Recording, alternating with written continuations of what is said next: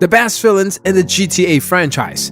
Hey guys, what's going on? Welcome back to another video here on GTA Robot. Labeling the characters in the GTA series as villains is up for debate, as almost every character in the series is a villain, either to themselves or to others. The playable characters in the game are also antagonists. Just look at Trevor Phillips for example. However, there are bad guys in the game like the gang leaders or members, corrupt police officers or drug lords. These guys have the villain title thanks to the work they do, and it is easy to recognize them as the bad guys. In this video, we take a look at the best villains in the franchise. Stay tuned and watch. Before we start with the video, however, make sure you like and subscribe to our channel. Turn on the bell for the latest notifications and updates. This way, you will never miss another video. With that said, let's jump straight into today's video. Steve Haynes. A few fans believe that the storyline of GTA 5 was a step backwards. However, in reality, it was the densest narrative the game had ever seen. Adding to the status of the plot were many of the game's antagonists, including Steve Haynes, who wasn't just a dirty cop but a dirty FBI agent. Because of his stature as an FBI agent, Haynes extorts many of his previous partners in order to stay quiet about various jobs. Adding to that is the fact that he's also a reality star, which makes him more hated, and it's wholly satisfying when he gets his comeuppance. Catalina. Up next, we have our first female antagonist on this list. Given that the playable characters on the Grand Theft Auto tree is nameless and doesn't talk for the whole game, there's a lot more personality to the antagonist of the game. Catalina, the big bad of the third game, is the leader of the Colombian cartel who is a victim of instant karma after a botched robbery. The character has one of the most memorable deaths in the whole series, as she is killed in an explosive helicopter crash, and it's arguably the most satisfying moment of the game for many. Devin Weston.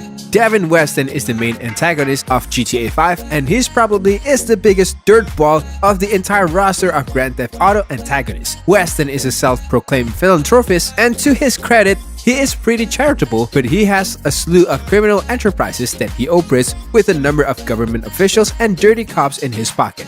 The character is more of a sociopath than anything. He finds a way to use everybody he meets for his benefit, and if they don't have anything to give, he gets rid of them. Clearly, he is one of the worst bosses in the series. Darko Breivik. There's a reason why GTA 4 is the best reviewed Grand Theft Auto game. Not only does it have the most grounded and serious narrative of any game in the franchise, but it features one of the series' best villains too. Darko Breivik has a similar origin to the protagonist Nico, as they both became Russian mobsters after stints in the Soviet army. Breivik betrayed the soldiers he used to work with by selling them out for just $1,000. And in one of the very few times in which player controls the narrative in a GTA game, they are given the choice to kill him or let him live. And it's no questions what the majority go with.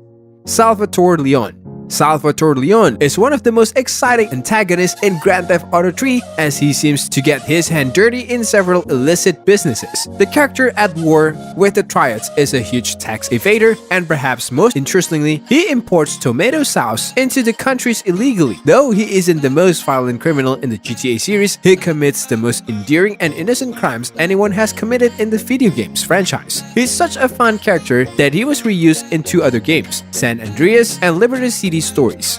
Ricardo Diaz. Different eras are something fans want to see in the upcoming GTA 6, as anytime the series has been set in a different decade, it has been the most fun, and the best example of that is the 80s set Grand Theft Auto Vice City. The sun-soaked fictional Miami has a whole well of villains, but the Hawaiian shirt-clad Ricardo Diaz is one of the most opportunistic of them all. The character isn't afraid to rob from the Forelli's family or even the fans' family, which makes him something of a wild card in the game. Having an enmity with other criminal families is something we love seeing in a GTA game. These are the biggest villains from the GTA franchise in our opinion. What are your thoughts on this? Do let us know in the comments below. Thanks for watching.